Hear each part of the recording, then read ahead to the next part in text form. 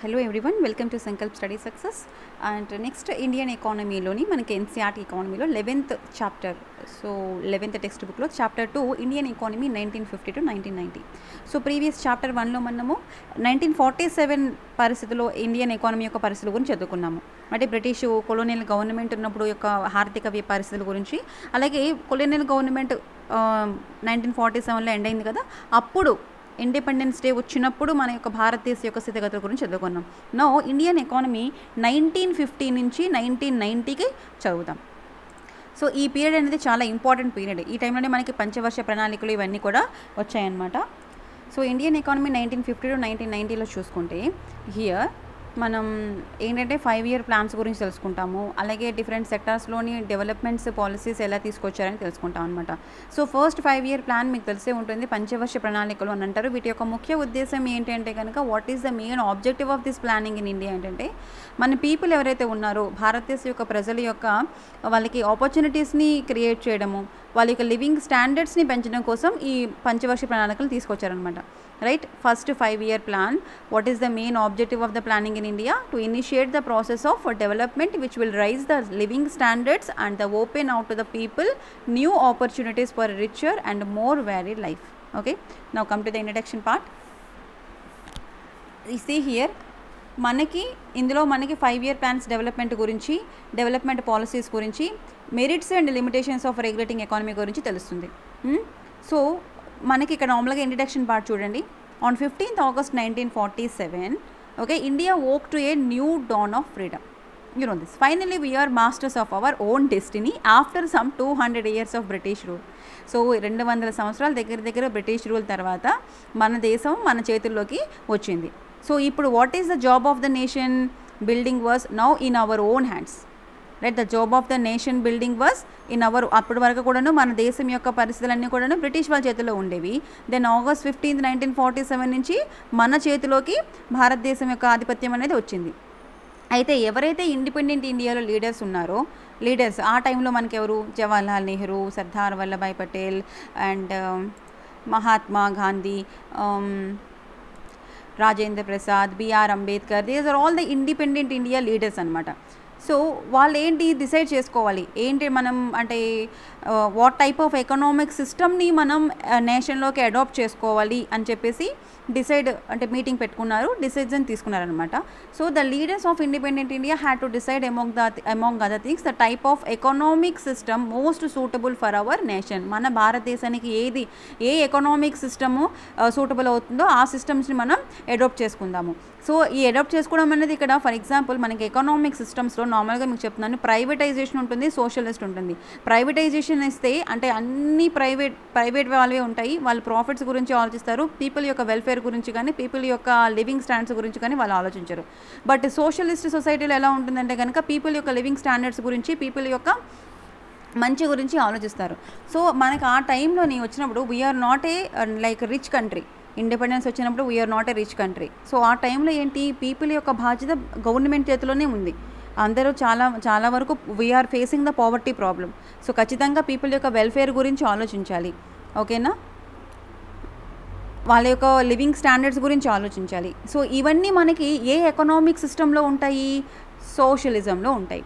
So there are different types of economic systems and among them socialism appealed to the Jawaharlal Nehru the most. However, he was not in favor of the kind of socialism established in the former Soviet Union.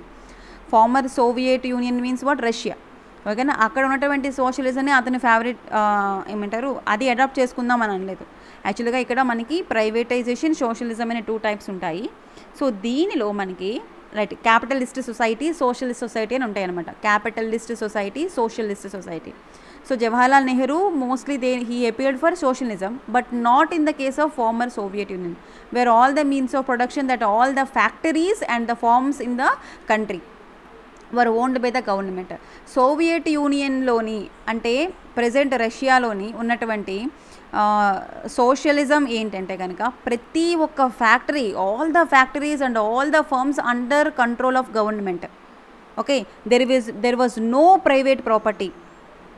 Okay, అది మనలాంటి కంట్రీకి suitable కాదు. ఎందుకంటే అప్పుడే like పుట్టిన పాప లాంటిది అనమాట. Right, India. ఎందుకంటే అప్పుడే మనకి డెమోక్రసీ వచ్చింది, ఇండిపెండెన్స్ వచ్చింది. ఓకే, బట్ ఎంతో కొంత మనకి ప్రజలకి వెల్ఫేర్ గురించి ఆలోచించాలి, లివింగ్ స్టాండర్డ్ గురించి ఆలోచించాలి, అండ్ ఆల్సో గవర్నమెంట్ దగ్గర కూడా మనీ ఉండాలి. Right, it is not possible in a democracy like India for the government to change the ownership pattern of land and other properties of its citizens in the way that it were done in the former Soviet Union. ఓకేనా, Soviet యూనియన్లో వాళ్ళు చేసినట్టుగా మన దేశంలో చేయడానికి అనేది possibility లేదు. There is no possibility in the democracy India, okay, independent India, for the government change చేయలేదు ఓనర్షిప్ని, ప్యాటర్న్ ఆఫ్ ల్యాండ్ని అండ్ అదర్ ప్రాపర్టీస్ని, సిటిజన్స్ యొక్క ప్రాపర్టీస్. అంటే ఫర్ ఎగ్జాంపుల్ సోవియట్ యూనియన్లో సిటిజన్స్ యొక్క ప్రాపర్టీస్, ల్యాండ్స్ అన్నీ కూడాను గవర్నమెంట్ కంట్రోల్లోకి తీసుకున్నారనమాట. బట్ అది మనం చేయలేము. అలా చేస్తే చాలా బాగుంటుంది కదా. సో ఎవరి దగ్గర కోట్ల ఆస్తులు ఉండవు, 20,000 కోట్లు 30,000 కోట్ల ఆస్తులు ఎవరు ఉండవు, అన్నీ కూడా గవర్నమెంట్ కంట్రోల్లోనే ఉంటాయి. ఆ డబ్బులన్నీ కూడాను పూర్ పీపుల్ వెల్ఫేర్నెస్ కోసమే యూజ్ చేస్తారు. ఓకే, సో మన ఇండియాలో అలాంటి పరిస్థితులు లేవన్నమాట. So Nehru and many other people, many other leaders and thinkers ఎవరైతే ఉన్నారో న్యూ ఇండిపెండెంట్ ఇండియాలోని, ఆల్టర్నేటివ్గా వాళ్ళు ఏంటి యూజ్ చేశారంటే కనుక extreme versions of capitalism and socialism, basically sympathising with the socialist outlook. Okay, so ఇది చూడడానికి సోషలిజం లాగా ఉండేది. But they found that the answer in the economic system which in they view combined the best features of socialism without its drawbacks. ఓకేనా, సోషలిజంలో ఉన్నటువంటి ఏవైతే drawbacks ఉన్నాయో వాటిని మనం తీసుకోకుండా, ఓకేనా, సోషలిజం ప్లస్ క్యాపిటలిజం అంటే తెలుగులోని పెట్టుబడిదారి విధానము అని ఏవో ఉంటాయి words, right. So socialism capitalism రెండు అడాప్ట్ చేసుకుందాము అని అనుకున్నమాట. India would be a socialist society with a strong public sector but also with a private property and democracy. అర్థమైంది కదా. సో ఇక్కడ ఏంటి, India would be a socialist society with a strong public sector ఉండాలి, but also with private property కూడా మనకు ఉండాలి, and democracy the government would plan for further here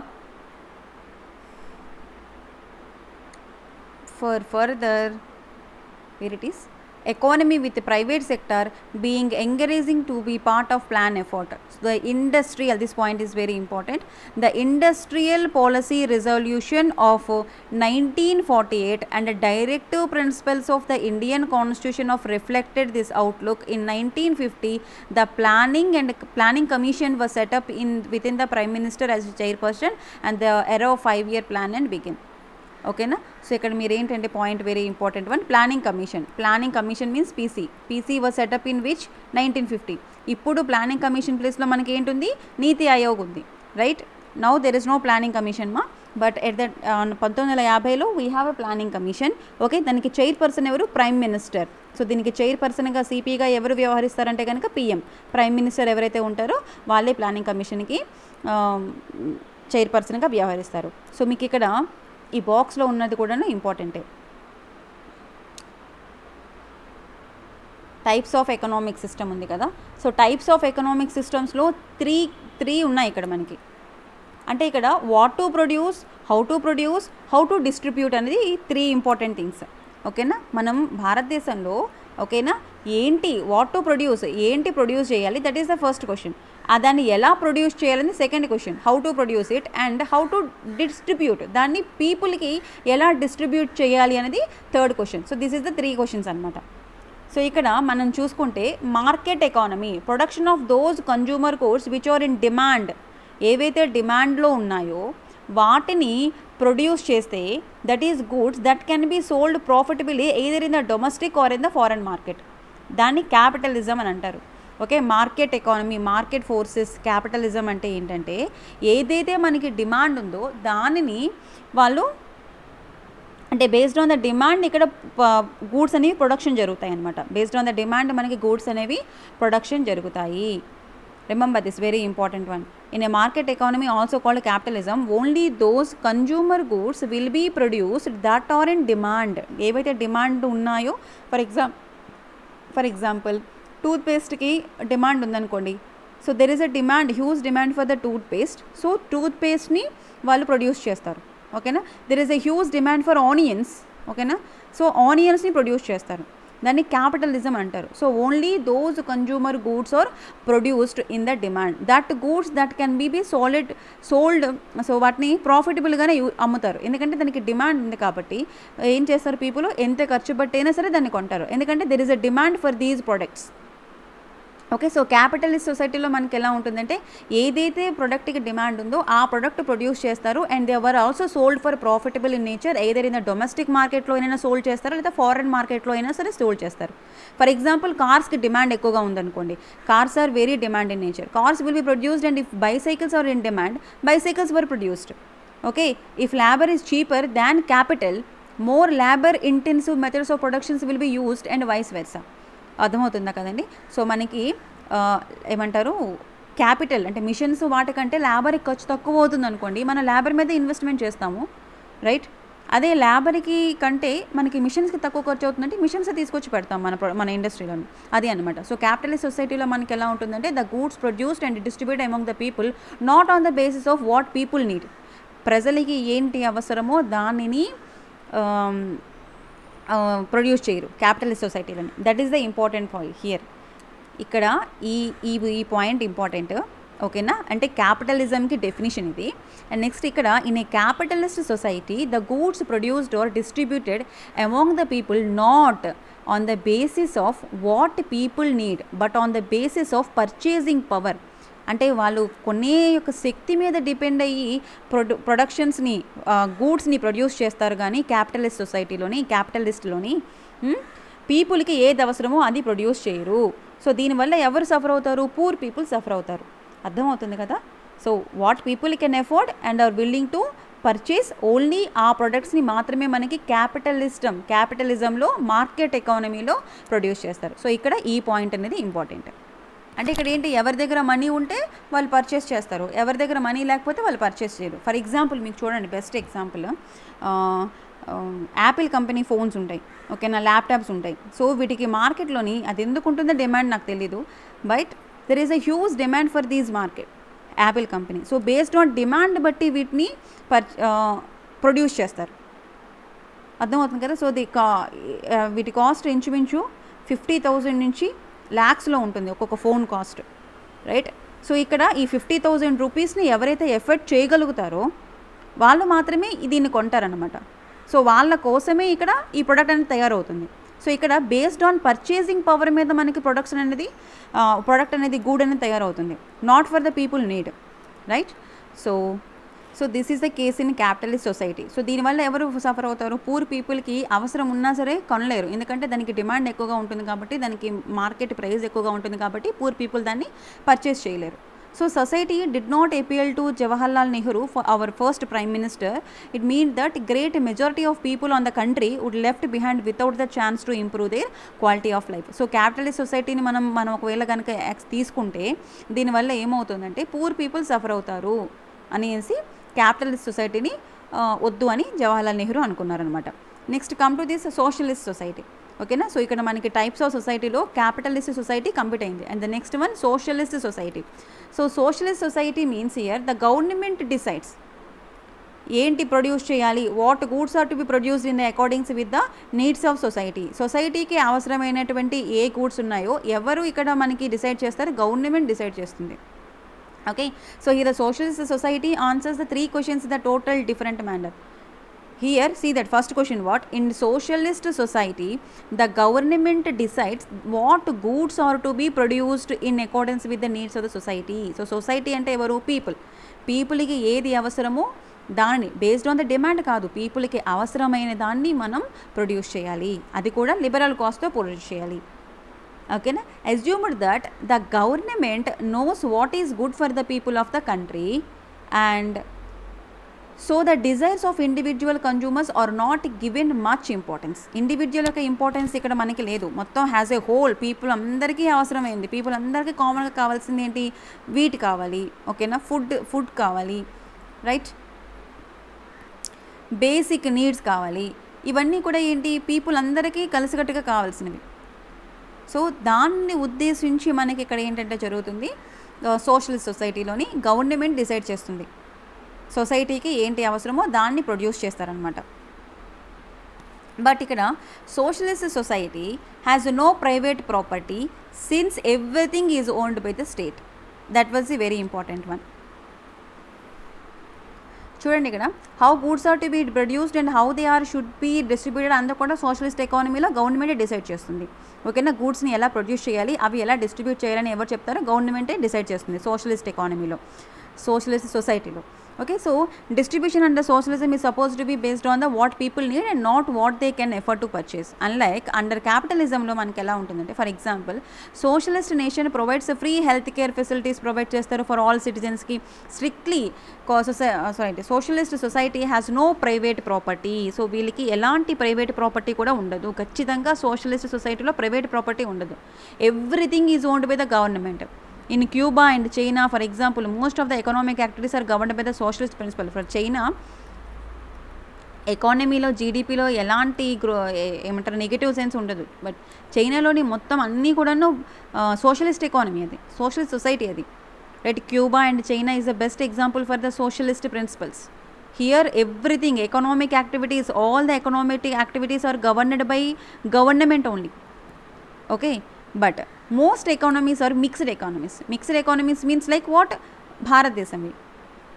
so నార్మల్గా మనకి పెట్టుబడిదారు వ్యవస్థ, మిశ్రమ వ్యవస్థ, ప్రభుత్వ వ్యవస్థ అని 3 రకాలు ఉంటాయి. సో మనది మిశ్రమ వ్యవస్థ అనమాట.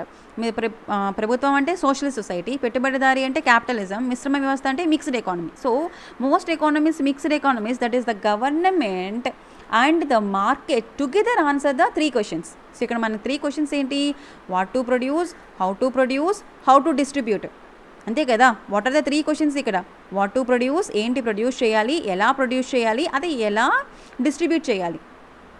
ఓకే, సో ఇవన్నీ ప్రైవేట్ వాళ్ళు చేస్తే అది క్యాపిటలిస్ట్ సొసైటీ, ఇవన్నీ గవర్నమెంట్ చేస్తే అది సోషలిస్ట్ సొసైటీ, ఇవన్నీ మిక్స్డ్ ఎకానమీ, క్యాపిటలిస్ట్ సోషలిస్ట్ ఇద్దరు కలిసి చేస్తే అది మిక్స్డ్ ఎకానమీ కిందకి వస్తుంది. Here the government and the market రెండు కూడాను, మార్కెట్ అంటే ఇక్కడ ఏంటి క్యాపిటల్ సొసైటీ, గవర్నమెంట్ అంటే ఏంటి socialist society. Market and market and the government together answer the 3 questions of this, what to produce, how to distribute. Okay, that is there in the mixed economies. See, this one is point is very important. But in mixed economies, the market will provide whatever goods and services it can produce well, and the government will provide the essential goods and services with the market fails to do.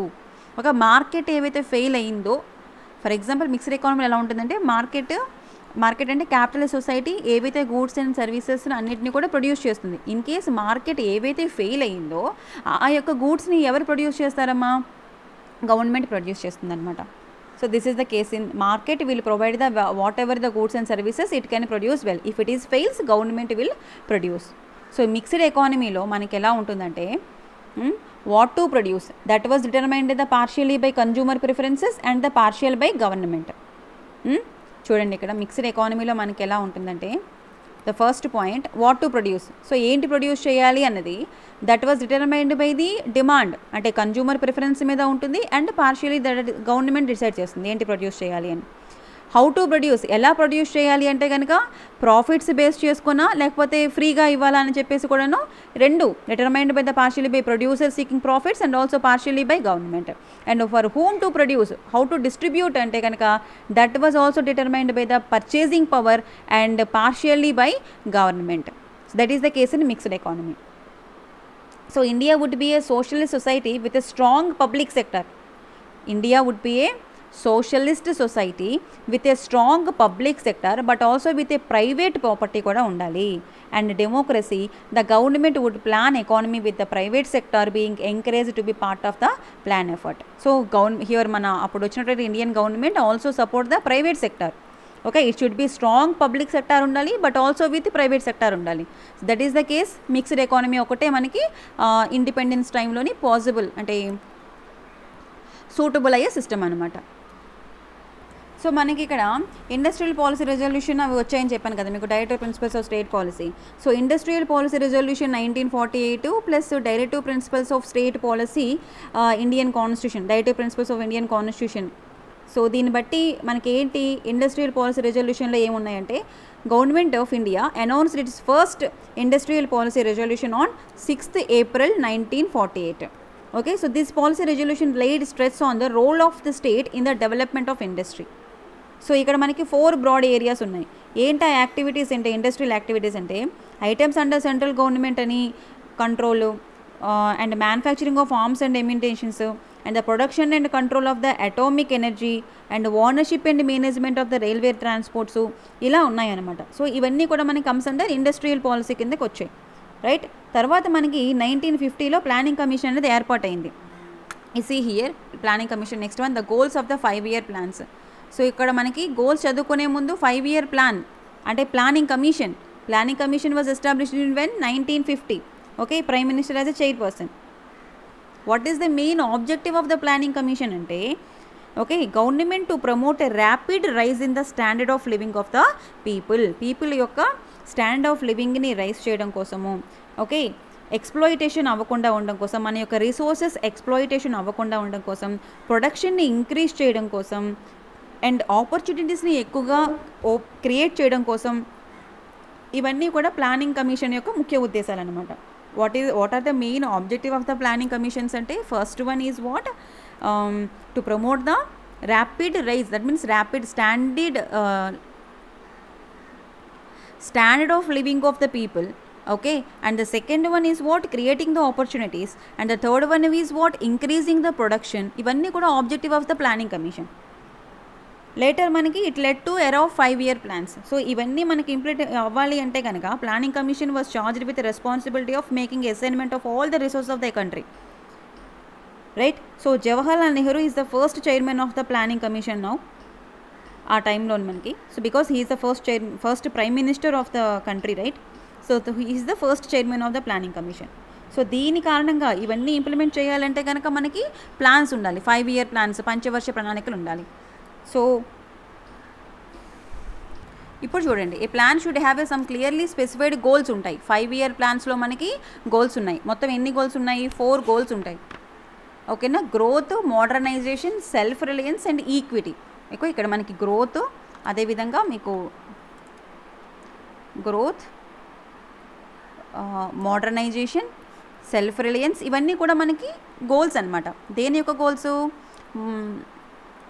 Planning commission యొక్క 5-year plans యొక్క goals అనమాట, ఓకేనా. So what are the goals of 5-year plans అంటే మీరు list out రాయాలి. 1, 2, 3, 4. What is the first one? Growth ఉండాలి, okay. And next one modernisation, ఆధునీకరణము. And self reliance, first మనకు ఉన్నటువంటివి మనం ప్రొడ్యూస్ చేసుకోవాలి. And then equity, okay. So these are the 4 goals we have in 5-year plans. This does not mean that all the plans have given a equal importance to all these goals, okay. The goals of the 5-year plans are ఇక్కడ ఏంటి? Growth, modernisation, self reliance and equity మా. So ఇక్కడ ఏంటంటే కనుక this does not means that all the plans ఏవైతే ఉన్నాయో have given equal importance to all these goals. అన్నిటికీ equal importance అవ్వాల్సిన అవసరం లేదు. Due to limited resources a choice has been made to each plan about which of the goal to be given primary importance. So దీనిలో మనకి first primary importance దేనికి ఇవ్వాలి అన్నది మనం సెలెక్ట్ చేసుకోవాలి. Now the planners have to ensure that as far as possible the policies of the plans do not contradict these 4 goals. Let us discuss each and every goal in detail. First one, growth. So ఇక్కడ మనకి hardly 3 to 4 points important వస్తాయి, గ్రోత్లోని కానీ, మోడర్నైజేషన్లో కానీ, self రిలయన్స్లో కానీ, ఈక్విటీలో కానీ. So గ్రోత్లో వచ్చినప్పటికి it refers to the increase in the country. So the first point here, it refers to the increase in the country's capacity to produce the output of the goods and services within the country. That is the main growth. Growth అంటే ఏంటి? అభివృద్ధి. First 5-year plan యొక్క first goal ఏంటంటే growth. ఏ రకంగా మనకి అభివృద్ధి రావాలి? Country యొక్క కెపాసిటీని మనం ఇంక్రీజ్ చేయాలి. అంటే goods and services with in the కంట్రీలో మనం ఎక్కువగా ప్రొడ్యూస్ చేయాలి. ఎక్కువగా ప్రొడ్యూస్ చేసాము అంటే కంట్రీ యొక్క కెపాసిటీ అనేది మనకి ఇంక్రీజ్ అవుతుంది. So that is the first goal, గ్రోత్లో first one. And next one, good indicator of economic growth in the language. See here మనకి ఇక్కడ ప్రొడక్షన్ అనేది larger stock of productive capital కావచ్చు, larger size of supporting services కావచ్చు, like transport, banking, ఎందులో అయినా సరే increase అంటే productive in capital increasing in anything, ఓకేనా. For same only agriculture increase చేయాలని కానీ, లేకపోతే ఇండస్ట్రీసే ఇంక్రీజ్ చేయాలని కాదు. So increasing in anything. So here good indicator of economic growth is that what? Steady increasing the gross domestic product. So GDP మనకి పెరుగుతూ ఉంది అంటే that is the good indicator of economic growth. So ఏదైనా ఒక దేశం యొక్క స్థూల దేశీయోత్పత్తి దాన్ని జీడిపి గ్రాస్ డొమెస్టిక్ ప్రొడక్ట్ అంటారు. So there is a steady increase in the gross domestic product. The GDP is the market value. So that is the best, right? This is the point here. What ఇక్కడతో మనకి point అయిపోయింది. So ఇక్కడ ఏంటంటే కనుక good indicator of the economic growth is what? Study increasing the gross domestic product. So gross domestic product అంటే ఏంటి? The market value of all the goods and services that are produced in the country during a year. For example 2020 నుంచి 2021 వరకు మొత్తం ఎన్ని goods, the value of all the goods which are produced within the country, మన భారతదేశంలో మాత్రమే, అది foreign country కావచ్చు, అంటే ఫారెన్ కంట్రీ యొక్క ఇండస్ట్రీస్ కావచ్చు, మన కంట్రీ యొక్క ఇండస్ట్రీస్ కావచ్చు, మొత్తం ఎన్ని ప్రొడ్యూస్ అయ్యాయి అన్నది చెప్పేది జీడిపి అనమాట. ఓకేనా? So it is a value of all the goods and services that are produced in the country during the year. Okay, so జిఎన్పికి జీడిపికి అదే డిఫరెన్స్ అనమాట. జీడిపిలో మనకి అన్నీ వస్తాయి అన్నమాట, all the values goods and services that are produced within the country. So you can think that GDP as a cake and growth is increasing the size of the cake. ఓకేనా? So ఈ suppose ఇలా cake ఉందనుకోండి, దీనికి ఒక cake, ఇంకో 2 kgs cake, 5 kgs cake. So ఇదేంటి? you like it as a GDP as a cake, you should increase the cake. So GDP మనకి increase అవుతుంది అంటే it a good sign of economy. So రీసెంట్గా మనకి జీడిపి కాంట్రాక్షన్లో, so because of this COVID-19 pandemic మన GDP చాలా డ్రాస్ట్గా పడిపోయింది, రైట్? -7.3%లోకి వెళ్ళింది అనమాట, రైట్? సో అంటే that means what? Year economic డిస్ట్రెస్లోకి కొంచెం వెళ్తున్నాము అని అర్థం అనమాట. Now see here, GDP of the country is derived from different sectors of the economy. ఎలా మనం డిరైవ్ చేస్తాం మనం ఇక్కడ? GDP is a country, GDP of a country is derived from different sectors of the economy. So already you know this. What are the sectors we have? Agriculture sector, industrial sector, service sector అని 3 sectors ఉన్నాయి, main sectors. So the contribution made by each sector, that means what? Agriculture sector నుంచి ఎంత contribution వచ్చింది, industrial sector నుంచి ఎంత contribution వచ్చింది, అదేవిధంగా service sector నుంచి ఎంత కాంట్రిబ్యూషన్ వచ్చింది, ఇవన్నీ కూడా మనం కలిపితే జీడిపి అనేది వస్తుంది అనమాట. సో ఇక్కడ GDP is a country is derived from GDP is derived from all these sectors. So the contribution made by of these sectors makes up the structural composition of the economy. So what you mean by structural composition? ఇక్కడ ఈ 3 sectors నుంచి, ప్రతి ఒక్క sector నుంచి వచ్చిన కాంట్రిబ్యూషన్ని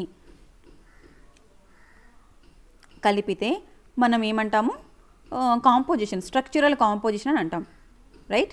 so ఇక్కడ in some countries growth in agriculture contributes more to the GDP growth, while in some countries growth in service sector contributes more GDP growth. అర్థమవుతుందా? For example కొన్ని కంట్రీస్, ద బెస్ట్ ఎగ్జాంపుల్ మన దేశమే తీసుకోండి. GDP contribution అగ్రికల్చర్లో ఎక్కువగా ఉంటుందా, GDP contribution ఇండస్ట్రీలో ఎక్కువగా ఉంటుందా, జీడిపి కాంట్రిబ్యూషన్ సర్వీస్ సెక్టార్లో ఎక్కువగా ఉంటుందా? సో నౌ ఏ డేస్ సర్వీస్ సెక్టార్లో మనది కొంచెం జీడిపి గ్రోత్ చాలా ఎక్కువగా ఉంది. ఓకే, సో కొన్ని కంట్రీస్కి ఎలా ఉంటుందంటే జీడిపి గ్రోత్ అనేది అగ్రికల్చర్లో ఎక్కువ కాంట్రిబ్యూషన్ ఉంటే జీడిపి గ్రోత్ ఉంటుంది. సో ఇండస్ట్రియల్ సెక్టార్లో ఎక్కువగా గ్రోత్ ఉంటే జీడిపి గ్రోత్ ఎక్కువగా ఉంటుంది. సర్వీస్ సెక్టార్లోనే ఎక్కువ కాంట్రిబ్యూషన్ ఉంటే జీడిపి గ్రోత్ అనేది ఎక్కువగా ఉంటుంది, right? So this is about growth. So ఇక్కడ మనకి ఏంటంటే GDP is equal to what? Here GDP equal to consumption plus government spendings ఏవైతే ఉన్నాయో అవి, ప్లస్ ఇన్వెస్ట్మెంట్స్ ఏం చేసామో అది, plus NX means net exports. ఇవన్నిటిని కలిపి మనం జీడిపి అంటాం. దగ్గర రాసుకోండి. C for consumption plus government spendings. Okay, government spendings health care sector మీద స్పెండ్ చేస్తారు, ఎడ్యుకేషన్ మీద స్పెండ్ చేస్తారు, అండ్ ఇన్ఫ్రాస్ట్రక్చర్ మీద స్పెండ్ చేస్తారు. So government spendings plus what is investments, even investments plus net exports. Net exports అంటే ఏంటి, exports minus imports, వాటిని net exports అంటారు. ఎన్ఎక్స్ దీన్ని డినోట్ చేస్తారు. NX is equal to exports minus imports. ఎప్పుడు కూడా మనకి ఇంపోర్ట్స్ కంటే, ఇంపోర్ట్ చేసుకునే వస్తువుల కంటే ఎక్స్పోర్ట్ చేసుకునే వస్తువులు ఎక్కువగా ఉన్నాయనుకోండి, so there is a economic growth sign పాజిటివ్గా ఉన్నట్టు, జీడిపి పెరుగుతున్నట్టు. అంటే మన దేశం నుంచి వేరే దేశానికి ఎక్స్పోర్ట్ అవుతున్నాయి అంటే మనకి ఎకానమీ వస్తున్నట్టు కదా, మన దగ్గర నుంచి ఎకానమీ డ్రైన్ అవ్వటం లేదు. So net exports is equal to what, exports minus imports.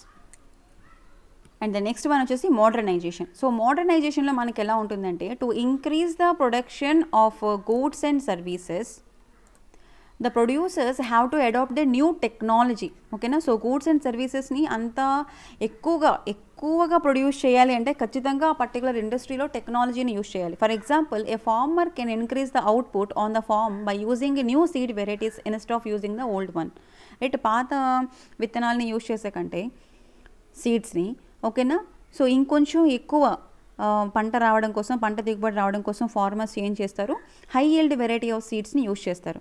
సిమిలర్గా ఫ్యాక్టరీలో కూడాను ప్రొడక్షన్ ఇంక్రీజ్ రావడం కోసం, ఓకేనా, లేబర్ కాస్ట్ తగ్గడం కోసం ఎక్కువ మిషన్స్ని ఇన్వెంట్ చేస్తారు. సో ఆ మిషన్స్ త్రూగా ఎక్కువ ప్రొడక్షన్ వస్తుంది. అంటే ఫర్ ఎగ్జాంపుల్, ఒక పర్సన్ ద్వారా మనకి ఒక 10 వస్తువులు తయారయ్యాయి అంటే, ఓకేనా, అదే ఒక మిషన్ ద్వారా అదే టైంలోని అంతే దీనిలోని ఒక 1000 వస్తువులు తయారవుతాయి. సో ఇక్కడ మనకి ప్రొడక్షన్ ఎక్కువ వస్తుందా లేదా, ఒక పర్సన్ నుంచి 10 తయారైనప్పుడు ఒక మిషన్ నుంచి అదే టైంలోని మనకి 1000 వస్తున్నాయి అని అంటే ఇట్ ఈస్ వాట్, ఇక్కడ ఏంటి మనకు అర్థం, మిషన్స్ యొక్క మోడర్నైజేషన్ అయితే ఆటోమేటిక్గా ప్రొడక్షన్ అనేది పెరుగుతుంది. Right, to increase the output by using a new type of machines and this adoption of new technology is called what, modernisation. అర్థమైంది కదా. సో ప్రొడక్షన్స్ని మనం పెంచుకోవడం కోసం, మన యొక్క అవుట్పుట్ని పెంచడం కోసం మనం ఏవైతే న్యూ టెక్నాలజీని, న్యూ మిషన్స్ని వాడతామో దానినే మోడర్నైజేషన్ అంటారు, దానినే ఆధునీకరణము అంటారు. See here, adoption of this new technology is called what, modernization. ఇక్కడ ఈ పాయింట్ వెరీ ఇంపార్టెంట్. మోడర్నైజేషన్ అంటే ఏంటో మీనింగ్ తెలుసుకుంటే చాలు ఇక్కడ. ఓకేనా. ఈ న్యూ టెక్నాలజీని మనం అడాప్ట్ చేసుకోవడాన్ని ఏమంటారు, మోడర్నైజేషన్ అంటారు. Also there are refers in changes in social outlook, the recognition that women should have the same rights as a men. అంతే కదా. సో ఇప్పుడు రీసెంట్గా చూడండి, women is everywhere, in each and every సెక్టార్లోని women యొక్క role అనేది కనబడుతుంది. So ఇక్కడ modernisation does not refers only to the use of new టెక్నాలజీని మాత్రమే వాడడం కాదు, it also change the social outlook. అంటే ఇంతకు ముందు 50 సంవత్సరాల క్రిందట, అంటే 100 సంవత్సరాల క్రిందట కేవలం ఆడవాళ్ళు వంటిల్లికి మాత్రమే పరిమితమై ఉండేవాళ్ళు. బట్ నౌవే డేస్ వాళ్ళు ఏంటి, ఏరోప్లేన్ని డ్రైవ్ చేస్తున్నారు, నడుపుతున్నారు. ఓకే, నేవీలో ఉన్నారు అండ్ సైన్స్ అండ్ టెక్నాలజీలో ఉన్నారు. దిట్స్ కల్పనా చావ్లా అండ్ స్పోర్ట్స్లోని చాలామంది ఉన్నారు. రైట్, సో సోషల్ అవుట్లుక్లో కూడా చేంజ్ రావాలి, దాన్ని మోడర్నైజేషన్ అంటారు. కేవలం టెక్నాలజీని, కొత్త స్మార్ట్ ఫోన్ యూజ్ చేయడమే కాదు, ఓకేనా, కొత్త రకాల కార్లని యూజ్ చేయడమే కాదు, సోషల్ అవుట్లుక్లో కూడా చేంజ్ రావాలి, దాన్ని కూడా మోడర్నైజేషన్ అంటారు. ఇన్ ట్రెడిషనల్ సొసైటీలో womens are suppose to remain at home only mens are working. Okay, so in case ఏదైనా ప్రాబ్లం వచ్చి మెన్ ఎక్స్పైర్ అయితే మరి ఇంకా ఆ కుటుంబం యొక్క పరిస్థితులు, స్థితిగతులు మనం చూడలేం. ఎందుకంటే ఉమెన్కి ఏం చేయాలో తెలియదు, సొసైటీలోకి వచ్చి ఏం పని చేయాలో తెలియదు, ఏం వర్క్ చేయాలో తెలియదు, డబ్బులు ఎలా సంపాదించాలో తెలియదు, వాళ్ళ పిల్లల్ని ఎలా పోషించుకోవాలో తెలియదు. సో ఇలాంటి క్రిటికల్ సిచ్యువేషన్స్ని ఫేస్ చేసేవాళ్ళు. బట్ ఆ టైంలోని మోస్ట్లీ అన్నీ కూడాను ఏంటంటే ఉమ్మడి కుటుంబాలు ఉండేవి కాబట్టి, ఓకే, ఉమ్మడి కుటుంబాల కారణంగా సో కొంతవరకు సర్దుబాటు అయ్యాయి. బట్ ఇప్పుడు అన్నీ కూడా సింగిల్ ఫ్యామిలీ సిస్టమ్స్, ఉమ్మడి కుటుంబాలు ఇప్పుడు ఎక్కడ ఉన్నాయి. బట్ ఈ టైంలోని ఇలాంటి 21st సెంచురీలో ఖచ్చితంగా మెన్ అండ్ ఉమెన్ ఇద్దరు కలిసి వర్క్ చేయాలి. ఇద్దరు కలిసి వర్క్ చేస్తేనే ఆ కుటుంబం అనేది సర్వైవ్ అవుతుంది. అంత దీనిగా మన యొక్క ఖర్చులు కూడా పెరిగిపోయాయి. సో ఈ నౌ మోడర్న్ సొసైటీలో talent womens also in there, బ్యాంక్స్లో ఉన్నారు, ఫ్యాక్టరీస్లో ఉన్నారు, స్కూల్స్. మీరు ఒక బ్యాంక్స్ తీసుకోండి, ఆల్మోస్ట్ చాలా బ్యాంక్స్కి సిఇఓలు లేడీస్లే ఉన్నారు. Right, like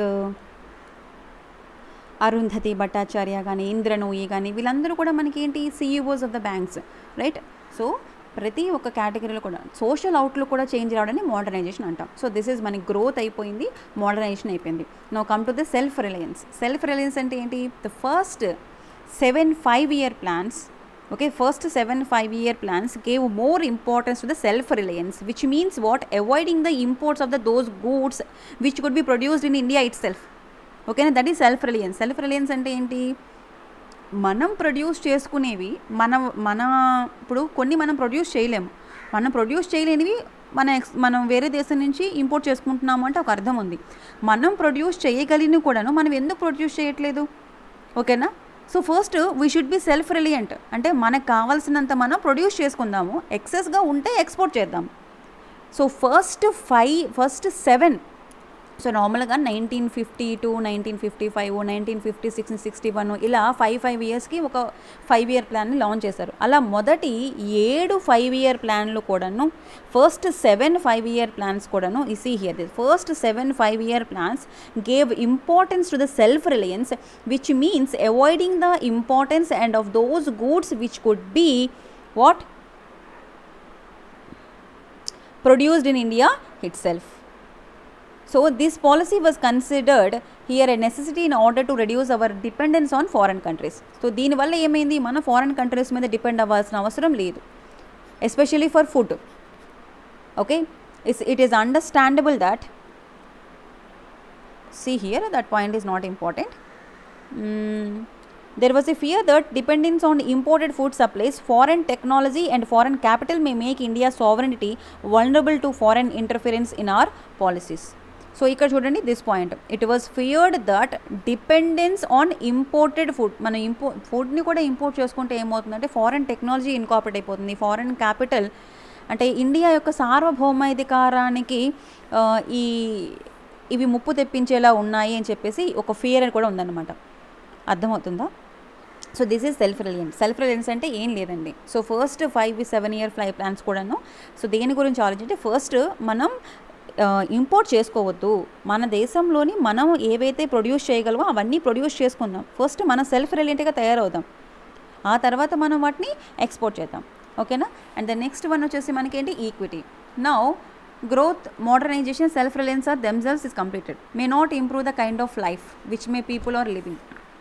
okay, growth, modernisation, self reliance వలన there is not improve the kind of life which people are living. Okay, but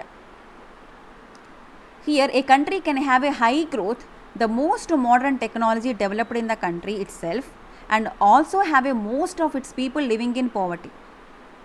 ఇది అర్థమైందా మీకు?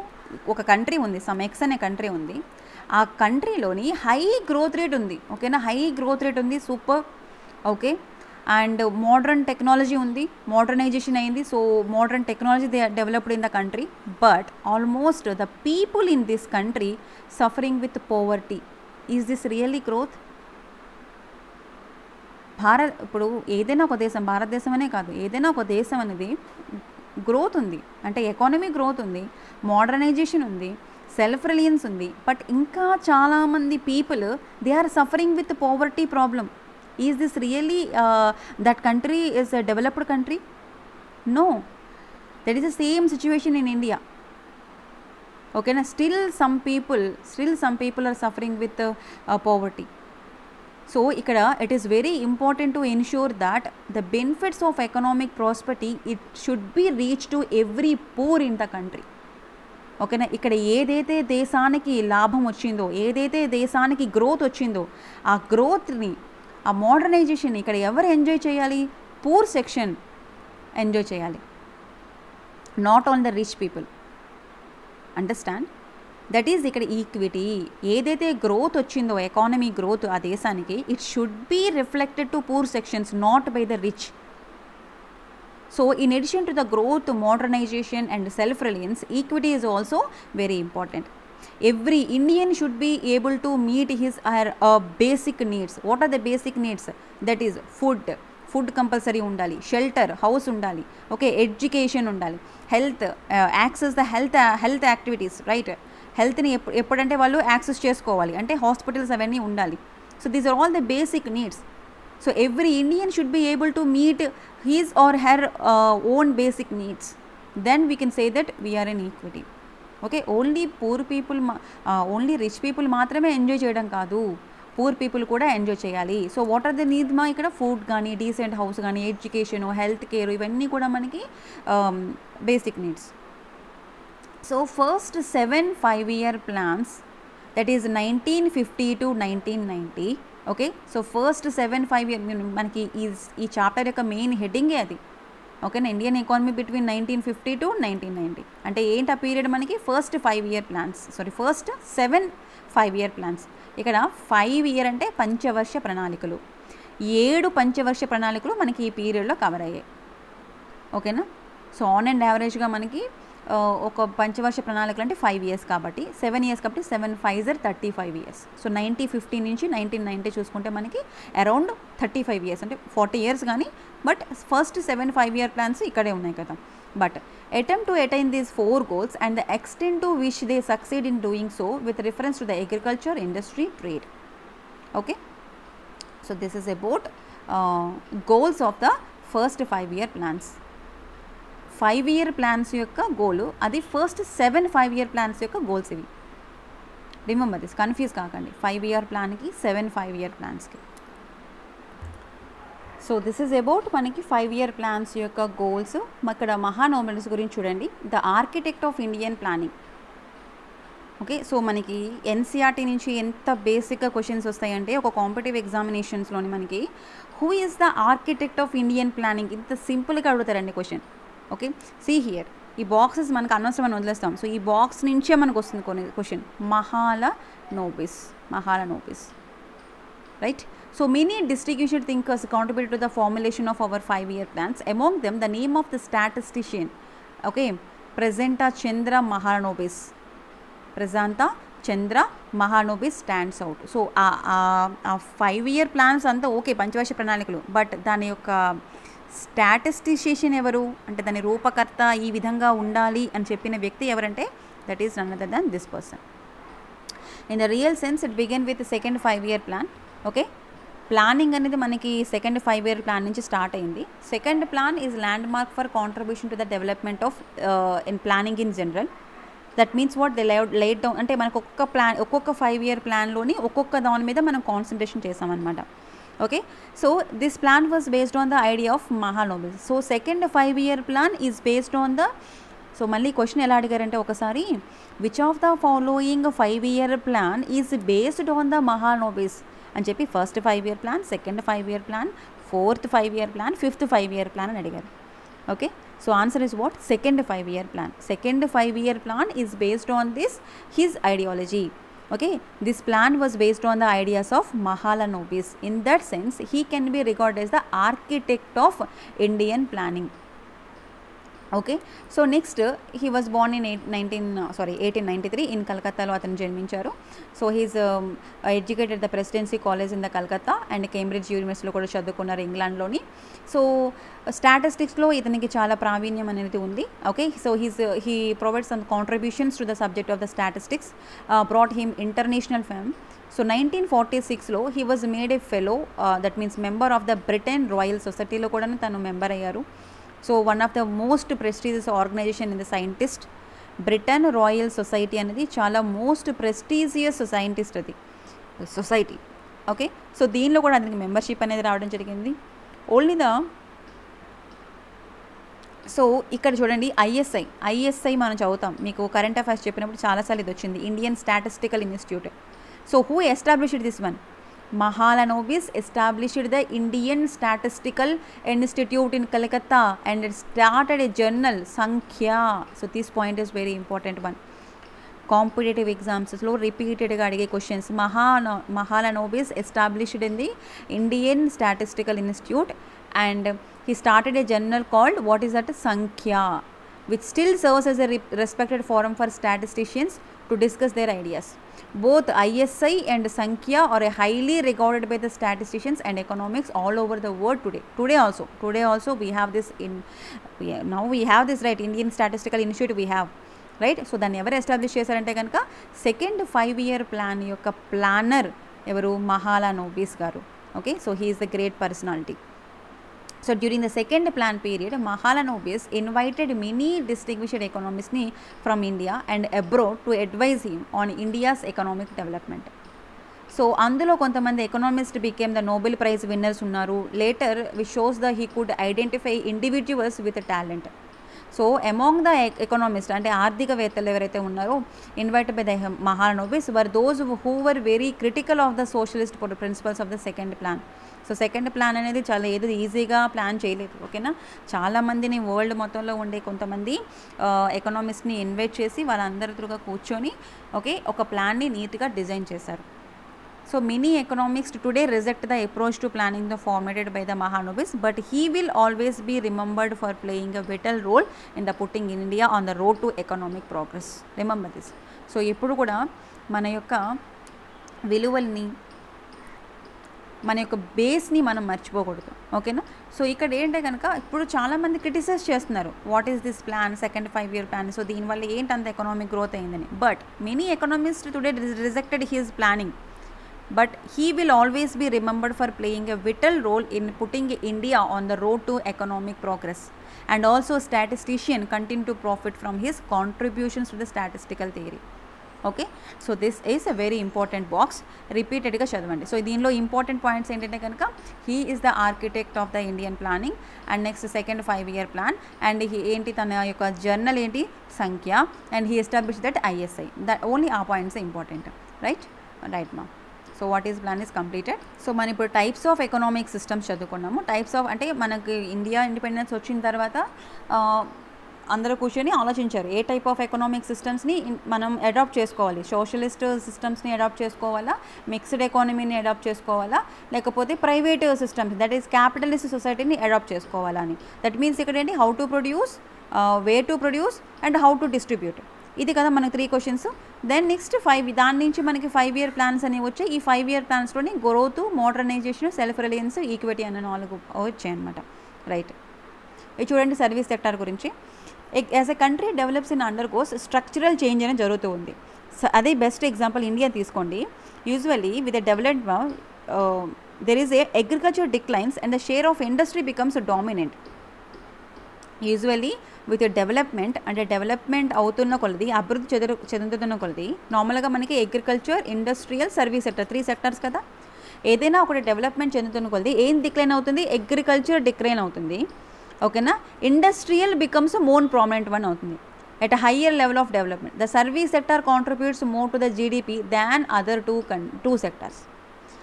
In case of India, the share of agriculture in GDP was more than 50% as we would expect for a poor country. But by 1990, the share of the service sector was 40% now, more than that of agriculture or industry in developed nations. అర్థమైంది కదా. So we contribute more service sectors in the country. So this phenomena growing, that share of the service sector was accelerated. That means it can increased in the post 1991 period. Onset of globalisation, ప్రపంచీకరణ జరిగిన తర్వాత globalisation మీకు previous 10th class చాప్టర్లో చెప్పాను మీకు. ప్రపంచీకరణ జరిగిన తర్వాత హ్యూజ్గా మన యొక్క సర్వీస్ సెక్టార్కి మార్కెట్ పెరిగింది ప్రపంచంలోని. So when compare to agriculture we contribute more in GDP in service sector also, right? So I will stop here. ఇదే క్లాస్ని నేను నెక్స్ట్ క్లాస్లోనే కంటిన్యూ చేస్తాను. ఓకేనా. So in that we have agriculture, ఇంకా చాలా టాపిక్స్ ఉన్నాయి. So it takes again 1 hour time పడుతుంది. అంటే land systems, land ceiling, green revolution గురించి, వీటన్నిటి గురించి మనం డిస్కస్ చేసుకోవాలి. ఓకేనా. So I will stop here. Thank you so much. Do subscribe to our channel Sankalp study success.